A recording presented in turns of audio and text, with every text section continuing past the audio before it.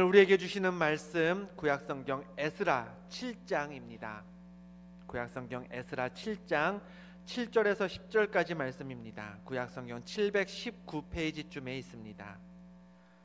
아닥사스다 왕 제7년에 이스라엘 자손과 제사장들과 레위 사람들과 노래하는 자들과 문지기들과 느디님 사람들 중에 몇 사람이 예루살렘으로 올라올 때에 이 에스라가 올라왔으니 왕의 제7년 다섯째 달이라.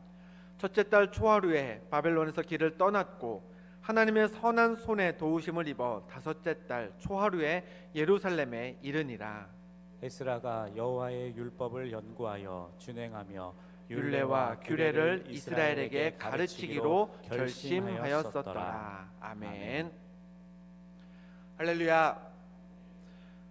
다윗과 솔로몬 시대에 하나의 왕국이었던 이스라엘은 솔로몬 이후 남쪽의 유다와 북쪽의 이스라엘 이렇게 두 왕국으로 분열되었습니다. 나뉘었죠.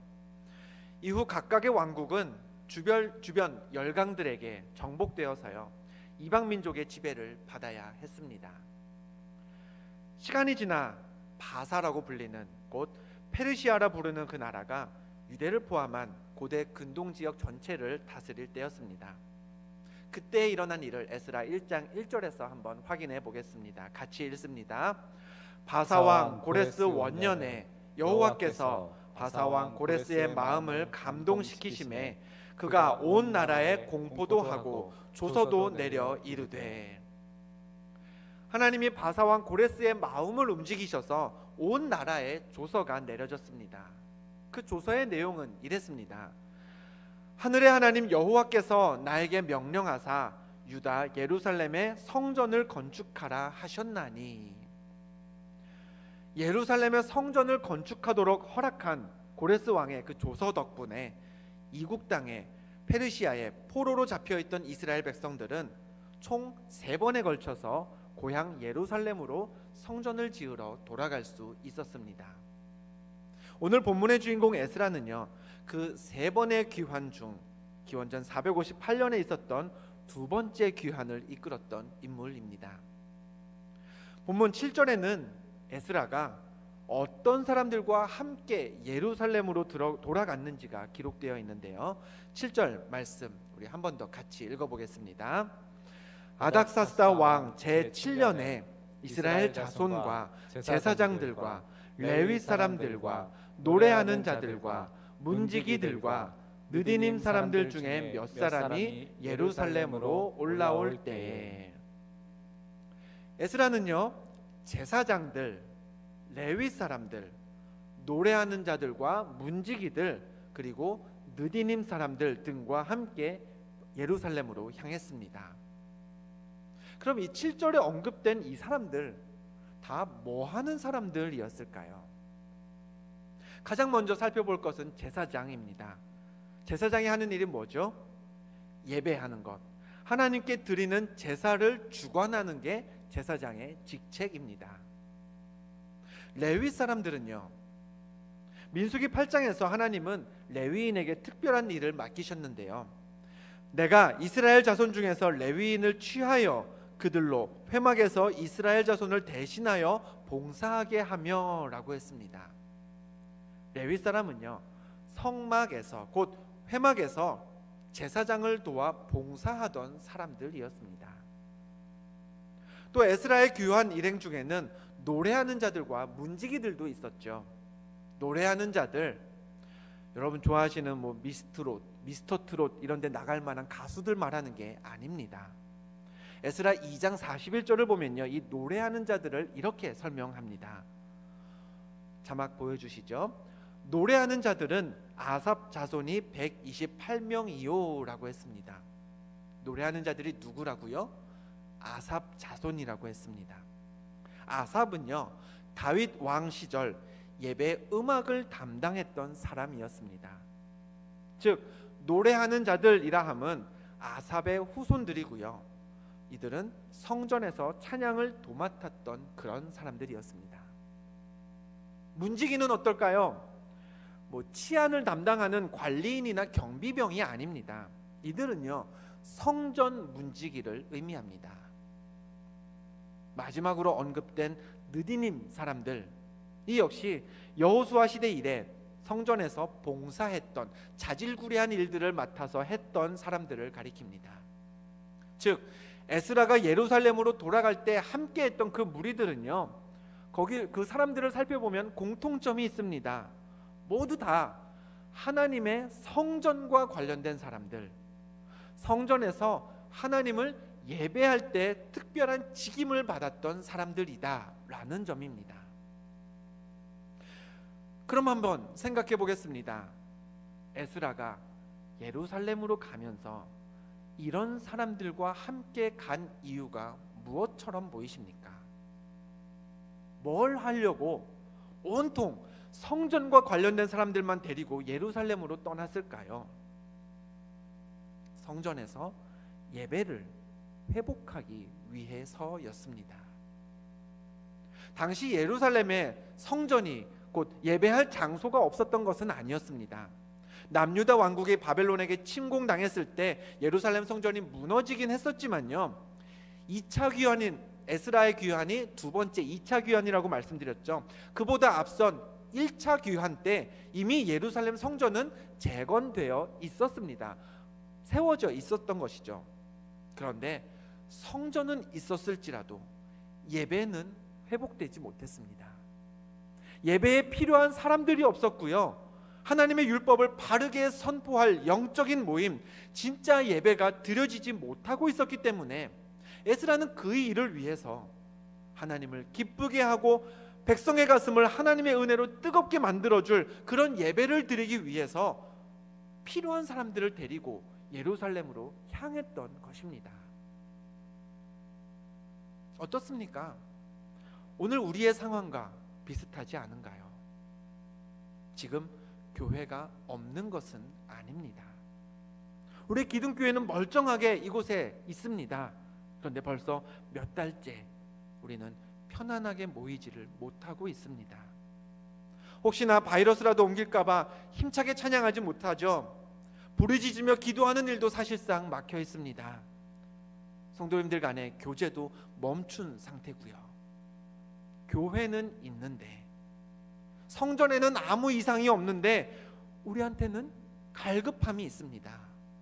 영적인 목마름이 있고요, 회복될 예배를 위해서 우리가 지금 기도하고 있습니다. 그럼 이런 때에 우리가 예배를 회복하기 위해 애썼던 에스라처럼 행동한다면 예루살렘에서 있었던 그 에스라 시대의 예배의 회복과 영적 부흥이 오늘 우리 교회에서도 일어날 수 있지 않을까요? 그래서 에스라가 예루살렘에 도착해서 무엇을 했었는지를 이제부터 살펴보려고 합니다. 본문에 따르면 에스라는 5달에 걸쳐서 여행했습니다. 그리고 그 5달 후에 예루살렘에 도착한 에스라는 중요한 결심을 하게 되는데요. 본문의 마지막 구절이죠. 10절 말씀을 화면을 보고 같이 읽어보겠습니다. 에스라가 여호와의 율법을 연구하여 준행하며 율례와 규례를 이스라엘에게 가르치기로 결심하였었더라. 아멘. 예배의 회복을 위해 만반의 준비를 하고 예루살렘까지 온 에스라는요, 3가지를 결심했습니다. 몇 가지요? 3가지를 결심했습니다. 첫 번째, 에스라는 여호와의 율법을 연구하기로 결심했습니다. 본문에서 에스라가 여호와의 율법을 연구하기로 했다니까 이렇게 생각하기 쉽습니다. 아, 에스라가 바사에서 페르시아에서 페르시아 사람으로 살다 보니 하나님의 말씀에 대해서 잘 몰랐구나. 그래서 예루살렘에 돌아와서는 본격적으로 하나님 말씀을 공부하기로 했구나. 아닙니다. 본문 바로 앞에 있는 에스라 7장 6절을 볼까요? 그 말씀에서는요, 에스라를 이렇게 소개합니다. 그는 이스라엘의 하나님 여호와께서 주신 모세의 율법에 익숙한 학자로서라고 했습니다. 에스라는요, 이미 율법에 익숙한 학자였습니다. 하나님 말씀에 있어서 전문가였습니다. 그런 그가 예배를 회복하기 위해 예루살렘에 돌아왔을 때 가장 먼저 여호와의 율법을 연구해야겠다고 마음먹었습니다. 왜요? 한번 보죠. 사도행전 2장을 보면요, 오순절 성령께서 임하신 장면이 기록되어 있습니다. 먼저 성령으로 충만해진 예수님의 제자들로 인해 3,000명 가까운 많은 사람들이 세례를 받았다고 성경이 기록하고 있죠. 모두가 성령 충만해졌습니다. 그럼 그렇게 성령으로 뜨거워진 수천 명의 사람들이 예수를 믿기로 결심한 그 초대교회 성도들이 성령으로 가슴이 뜨거워진 상태에서 가장 먼저 무엇을 했을까요? 사도행전 2장 42절 말씀을 보죠. 그들이 사도의 가르침을 받아라고 했습니다. 성령 충만을 경험한 성도들은요, 제일 먼저 사도들에게서 가르침을 받았습니다. 무슨 얘기죠? 말씀을 배우기 시작했다라는 이야기입니다. 이 장면을 보고 영국의 목회자 마틴 로이드 존스라는 목사님은 이렇게 말했습니다. 성령 충만의 가장 뚜렷한 증거는 배우려는 태도다. 성령 충만한 성도는요, 나 하나님의 말씀 잘 알아, 내가 신앙생활 몇 년 했는데 성경을 또 공부해 라고 생각하지 않습니다. 오늘 하나님이 내게 주실 새로운 말씀은 무엇일까? 내가 이때까지 말씀을 읽었지만 놓치고 있었던 은혜는 무엇일까? 다시 한번 배워보자. 새롭게 결심하는 게 성령 충만한 성도의 모습이고 제일 먼저 일어나야 할 변화입니다. 우리는 지난 수요일에 마지막 수요 저녁 예배를 드렸습니다. 돌아오는 수요일부터는요, 오전 예배에도 이제 광고를 통해 충분히 접하셨겠지만 저녁에 예배로 모이지 않습니다. 대신에 오전 11시에 성경 공부 신해산 학교로 모입니다. 오전에 못 오시는 분들을 위해서요, 온라인 강의도 제공됩니다. 오전에 성경 공부 참석 못하신 분들은 전처럼 저녁 시간에 들으셔도 좋고요, 혹은 수요일 저녁이 아니라 언제나도, 주중에 언제나도 괜찮습니다. 영상은 없어지지 않습니다. 영상을 통해서 온라인으로 성경 공부에 얼마든지 동참하실 수 있습니다. 그럼 여쭙겠습니다. 여러분 신앙생활 하신 지 몇 년이나 되셨는지요? 그동안 들으신 설교는 몇 편이나 되고 그동안 읽은 성경은 얼마나 됩니까? 많이 읽으셨죠? 수도 없이 설교 들으셨고요, 성경과 신앙에 관해 책도 보았고 공부도 해보셨을 겁니다. 그러니 이 기회에 예배도 개편되었겠다. 앞으로 수요일에는 그냥 쉬어도 되겠죠. 학자 에스라는요, 율법에 익숙했지만 전문가였지만 영적 부흥과 예배의 회복을 위해 가장 먼저 율법을 연구하기로 결심했습니다. 초대교회의 부흥은 수많은 사람들이 모여서 사도들의 말씀을 들음으로써 일어났고요, 그렇게 말씀 듣고 성령 충만해진 성도들은 계속해서 사도들에게서 가르침을 받기 원했습니다. 여러분 영적인 갈급함이 있으신가요? 기도해도 나아지지 않는 현실 때문에 답답하십니까? 그럼 배움의 자리로 오셔야 합니다. 지금은요, 말씀을 연구해야 할 때입니다. 익숙하다고 뭐 새로운 게 있겠냐고 외면해서는 되는 때가 아닙니다. 급변하는 이 시대에, 이 혼란스러운 이 때에 하나님은 내게 어떤 말씀을 주실지, 내 목마름을 하나님이 무슨 말씀으로 해소시켜 주실지 연구해서 채워지는 말씀이 우리 안에 있어야, 그래야 우리의 예배가 회복되는 게 순서인 겁니다. 그리고 그렇게 예배가 회복되면요, 삶이 달라집니다. 수요일부터 하나님의 여러 기적들을 주제로 쉬는 주 없이 매주 수요일 강의가 이어집니다. 에스라처럼 말씀을 연구해야겠다 결심하시고요, 교회에 오셔서 또 온라인으로 반드시 은혜의 자리에 동참하시기를 바랍니다. 아멘. 아멘. 율법을 연구하기로 결심한 이후 에스라는 두 번째로요, 율법을 준행하기로 결심했습니다. 세상에 종교 많습니다. 여러 종교가 있습니다. 그리고 그 종교마다 진리를 알기 위해 각자의 방법대로 진리에 접근합니다. 그리고 진리라고 여겨지는 깨달음을 얻으면 만족하죠. 그래서 동양의 어느 사상가가 말했습니다. 조문도 석사가의. 아침에 돌을 들어 깨달으면 저녁에 죽어도 좋다라는 이야기입니다. 근데 어떤가요? 예수 믿고 구원받은 우리는 아침에 진리를 알았으면, 아침에 말씀에서 은혜 받았으면 저녁에 죽어도 좋은 사람이 아닙니다. 진리는요, 깨닫는 것으로 만족해서는 안 되는 것이기 때문입니다. 진리를 깨달았으면 그 다음에 깨달은 진리대로 행동하는 게 그리스도인의 삶입니다. 예수님도 우리에게 말씀하셨죠. 너희는 세상의 소금이요 세상의 빛이다. 어떻게 해야 우리가 세상에서 소금과 빛으로 살 수 있습니까?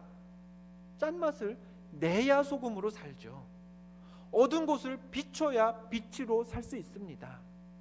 짠맛 안 내면서 어두운 곳을 어두운 대로 두면서 난 소금이야, 난 빛이야, 그 누구도 인정해 주지 않습니다. 자기의 착각이죠. 진리를 깨달았으면 소금처럼 빛처럼 내가 속한 곳에 그 말씀대로 행동함으로써 그곳을 변화시키는 삶의 흔적이 나타나야 하는 겁니다.